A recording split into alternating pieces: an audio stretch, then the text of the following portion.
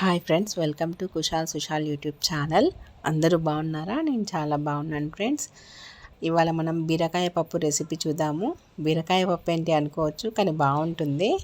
Curry కన్నా పచ్చడి కన్నా పప్పే బాగుంటుంది. పిల్లలు కూడా బాగా తింటారు. వీటికి మనకి కొన్ని ఇంగ్రీడియంట్స్ పడతాయి, సింపుల్గా చేసేయచ్చు. ప్రొసీజర్లోకి వెళ్దాం ఫ్రెండ్స్. ఇప్పుడు కావాల్సిన ఇంగ్రీడియంట్స్ మనకి 1 కప్ కందిపప్పు కావాలి. కందిపప్పుని మనం 10 నిమిషాల ముందు నానబెట్టుకోవాలి.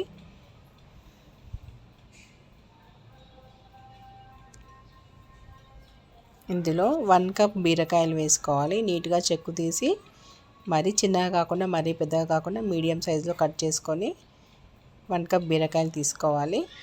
అందులో మీడియం సైజ్ 1 ఆనియన్ తీసుకోవాలి. కొంచెం లావుగానే కట్ చేసుకోవాలి ఫ్రెండ్స్. అలాగే 1 టమాటో తీసుకోవాలి. 3 పచ్చిమిర్చి కట్ చేసుకొని వేసుకోవాలి. ఒక నిమ్మకాయ సైజ్ అంతా చింతపండు తీసుకోవాలి.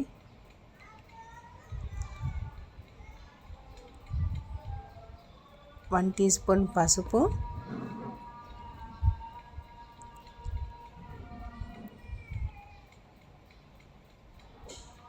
1 టీ స్పూన్ అల్లం వెల్లుల్లి పేస్ట్, 1 టీ స్పూన్ కారం,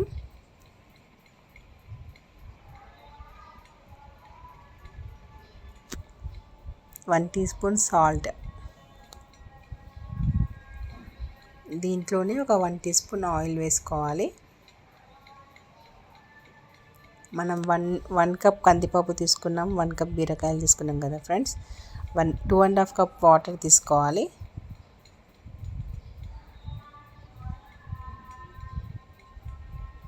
ఒకసారి అన్నీ మిక్స్ అయ్యేలాగా కలుపుకోవాలి. కుక్కర్ మూత పెట్టేసి మీడియం ఫ్లేమ్లోనే 6 విజిల్లు వచ్చేంత వరకు ఉడికించుకోవాలి.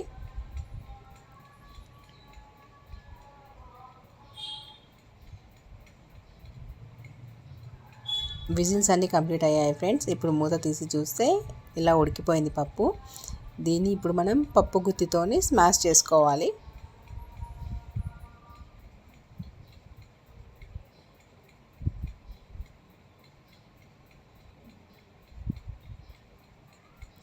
పప్పు గుద్దితోని స్మాష్ చేసిన తర్వాత పప్పు ఇలా రెడీ అయింది. పప్పు కన్సిస్టెన్సీ ఇంత ఉంటే సరిపోతుంది ఫ్రెండ్స్. ఇప్పుడు దీనికి మనం పోపు పెట్టుకుందాం.